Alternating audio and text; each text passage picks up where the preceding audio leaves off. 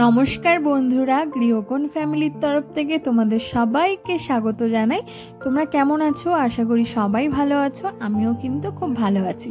আর দেখো, সকালবেলা কিন্তু বাড়িতে মানে শ্বশুর বাড়িতে আমি কিন্তু আগের দিন বাড়ি চলে এসেছি, মানে জামাই ষষ্ঠী সব ঘোরা বাপের বাড়িতে তো গেছিলাম, তোমরা দেখেছিলে। আর আমরা তার আগের দিন বিকালে চলে এসেছি। আর দেখো, তার আজকে সকালে উঠে এখন স্নান হয়ে গেছে, কাজ টাজ সেরে স্নান করে এখন চা খেতে বসে গেছি।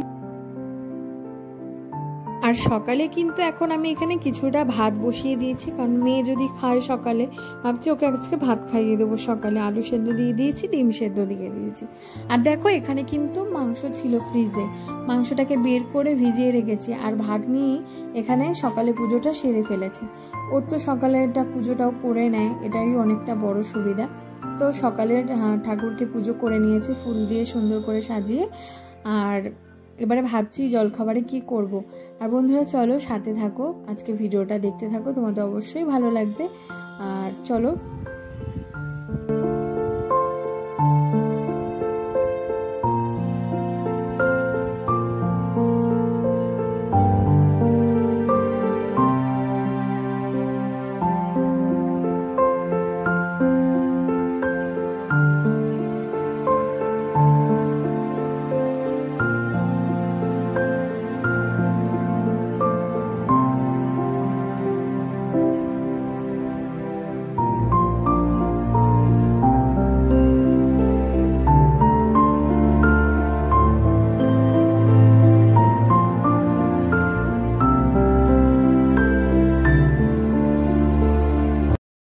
সকালবেলার পরিবেশটা এতটা সুন্দর লাগে দেখতে, আর কি বলবো।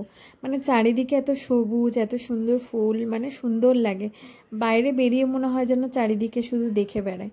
আর দেখো, এখন কিন্তু আমি ঘরে চলে এসেছি। এসে কিন্তু কি রান্না করব ভাবছি, কিন্তু মাংসটা ছিল। এবার মাকে বলছিলাম, যে মা বলল যে কি করবে দেখো। তো মা বলছে যে আজকে কি একটু বিরিয়ানি করবে। আমি বললাম যে দেখো, তোমরা কি খেতে চাইছো তাহলে বানাবো। মা বললো তাহলে বানাও, এরা তো বিরিয়ানিটা খুব ভালোবাসে। তাও দেখো, আমি এখানে কিন্তু পেঁয়াজ রসুন নিয়ে বসে পড়েছি কাটবো বলে। আর মাকে পাঠিয়ে দিয়েছি একটু বাজারে, কারণ বিরিয়ানির চাল না কিছুটা আছে আর কিছুটা আবার লাগবে আনতে। ওই জন্য মা চলে গেছে একটু দোকানে। মা এখন বিরিয়ানি চালটা আনতে গেছে, আর আমি এইদিকে দেখো সেই সময় ময়দাটা মেখে নিচ্ছি। ময়দাটা মাখছি কারণ হচ্ছে একটু আলু সিদ্ধ বসিয়েছি, ভাবছি আজকে একটু আলুর পরোটা করব। তো চলো বন্ধুরা, আলু পরোটাটা করে নিই, তারপরে বিরিয়ানিটা বসিয়ে দেব তাড়াতাড়ি।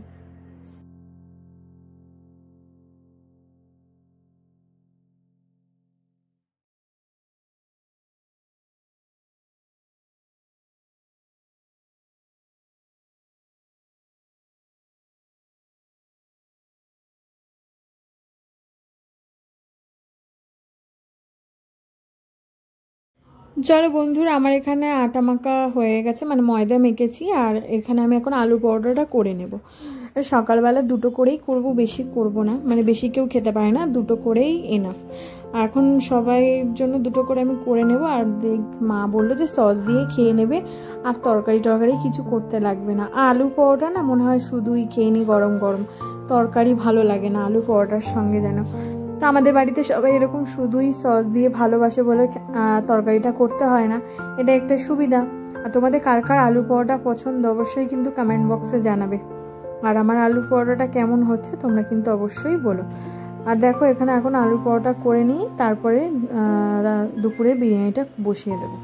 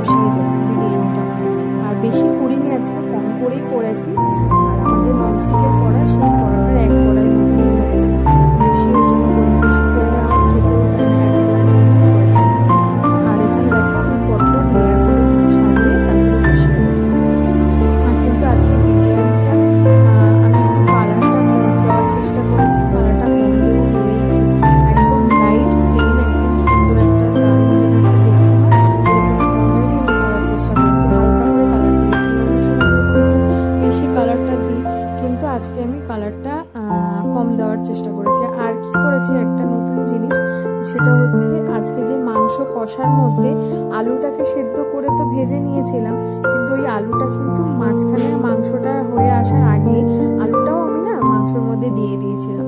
তখনই কিন্তু আরও মাংসটা আর আলুটা একসঙ্গে কষিয়েছি, পুরো আলুটা একটা জুসি ব্যাপার হয়ে গেছে। ওটাই কিন্তু দারুণ টেস্ট হয়, আমি দেখেছি এটা ট্রাই করে। আর বিরিয়ানির মশলা একটু আর নুন দিতে ভুলে গেছিলাম বলে রাইসে লেয়ারে লেয়ারে একটু একটু করে নুনও দিয়ে দিয়েছিলাম। আর দেখো আলুটা এতটাই সুন্দর সেদ্ধ হয়েছে, এতটা সুন্দরই জুসি হয়েছে, যার জন্য আলুটা ভেঙে যাচ্ছে অলরেডি। আর খুবই সুন্দর হয়েছিল আজকে মানে বিরিয়ানিটা। চলো বন্ধুরা, ভালো করে বিরিয়ানিটা লেয়ার করে তারপরে দমে বসিয়ে দেবো, তারপরে বাসন যা হয়েছে পুরো মেঝে তারপর লাঞ্চটা সেরে নেবো।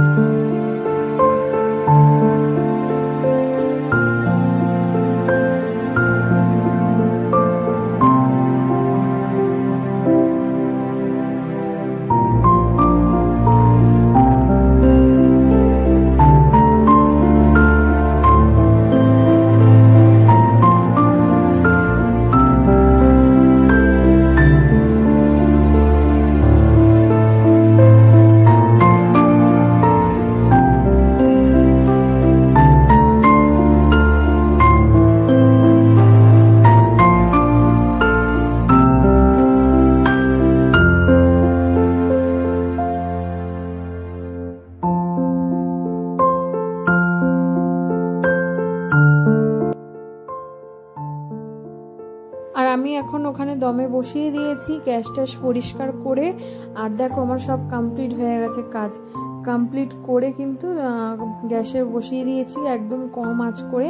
আর তারপরে দুপুরবেলায় লাঞ্চ নিয়ে বসে গেছে। বন্ধুরা আজকে ভিডিওটা কেমন লাগলো অবশ্যই জানিও। আজকে ভিডিওটা এই পর্যন্ত, ভালো লাগলে একটা লাইক কমেন্ট করে দিও। আমার চ্যানেলে যারা নতুন সদস্য তারা চ্যানেলটাকে সাবস্ক্রাইব করে দিও। আবার একটা তোমাদের সঙ্গে নতুন ভিডিওতে দেখা হবে। চলো টাটা।